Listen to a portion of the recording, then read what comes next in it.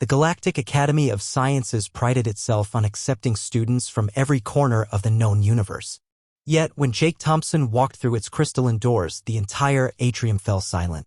Whispers rippled through the crowd of alien students like waves across a cosmic pond.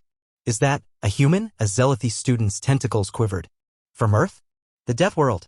Jake adjusted his backpack, acutely aware of the hundreds of eyes, compound eyes, and sensory organs focused on him. At 17, he was the first human ever admitted to the prestigious institution. Earth had only joined the Galactic Federation 5 years ago, and most species still regarded humans as borderline mythical creatures. Professor Vexnil, a serpentine Altarian, slithered forward. "Welcome, Jake Thompson. Your dormitory assignment is..." The professor paused, consulting his holographic tablet. "Ah, you'll be sharing with Crix of Nebulum Prime." Jake found his roommate already in their quarters, a gelatinous being roughly the size of a refrigerator. Crix's translucent body pulsed with bioluminescent patterns of alarm. "Please don't eat me," Crix whimpered. "What? I'm not going to. Why would you think that? You're from Earth. You consume other organisms for sustenance. Your planet has predators, diseases, natural disasters, and your gravity is crushing." Jake sighed. This was going to be harder than he thought. The next morning, Jake's first class was xenobiology. He arrived to find the other students had arranged their desks in a circle around where he was supposed to sit, maintaining what they clearly considered a safe distance. Professor Zeth, a crystalline Vorthan, began the lesson on environmental adaptation. "Today we'll discuss how various species evolved to survive their homeworlds.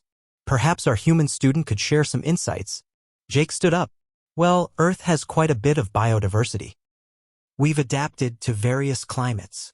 "Is it true," interrupted a feathered Chishi student, "that your planet's rain is composed of acid?"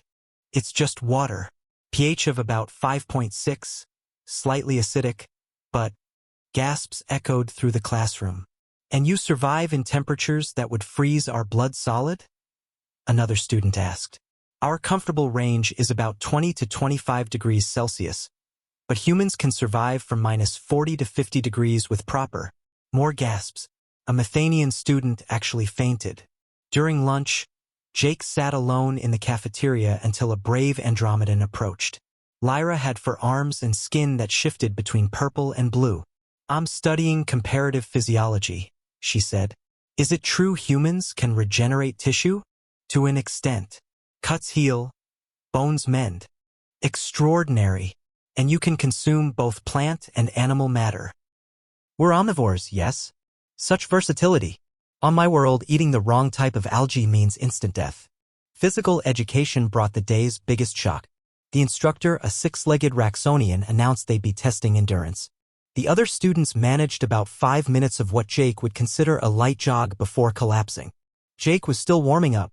How are you still moving?" the instructor panted after 20 minutes. "Humans are persistence hunters," Jake explained, not even breathing hard. "Our ancestors would chase prey until it collapsed from exhaustion." The instructor marked something on his tablet with a shaking appendage. By week's end, Jake had become something of a legend.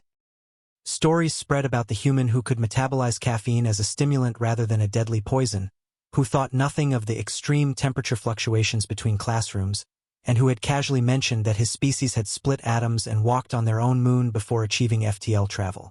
Crix had even stopped flinching whenever Jake entered their room.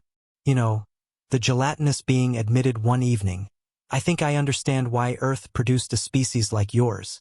In a universe full of specialists, humans are the ultimate generalists. You're not the strongest, fastest, or smartest, but you're remarkably good at everything." Jake smiled. "We prefer to call it adaptable." "Whatever you call it," Crix pulsed with amusement. "It's terrifying." As Jake prepared for another day of accidentally horrifying his classmates with casual mentions of Earth's extreme conditions, he couldn't help but feel proud. Being a Deathworlder definitely had its advantages.